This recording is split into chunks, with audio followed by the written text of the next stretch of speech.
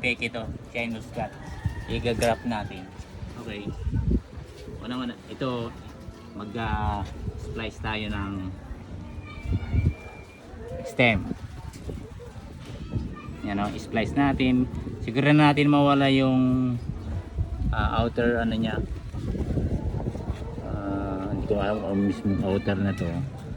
Basta yan. Sigurado yung matanggal yung kasi hindi mag-uugat yan eh. Yan.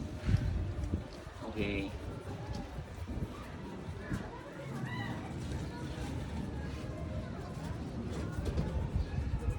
Shine Muscat. Bihira to sa Pilipinas. Nakapagpabunga na ako nito.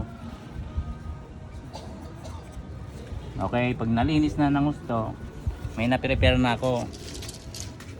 Coco peat. Nilagay ko sa ice bag.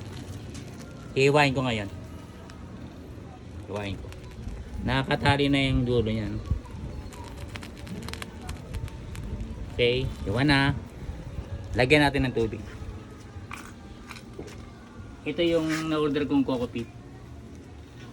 Lagyan natin ng tubig. Ngayon, okay na, tubig na.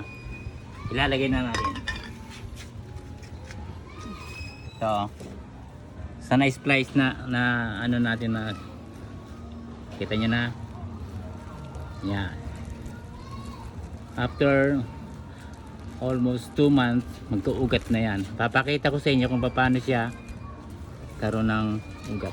Talaga mo na lang ganyan. Naka-prepare na yung straw ko eh. Alagaan nyo na lang lagi may tubig. Okay. Tapos kailangan mayroon kasi matatali mo siya ng gusto.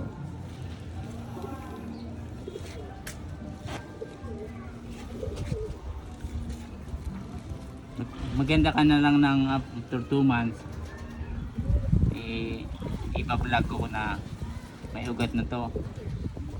Ang original price nito pag nakamarkot 2,500. Ngayon pag nakaugat nito, offer ko sa inyo ng 250. Sinong mais to. Alright, thank you.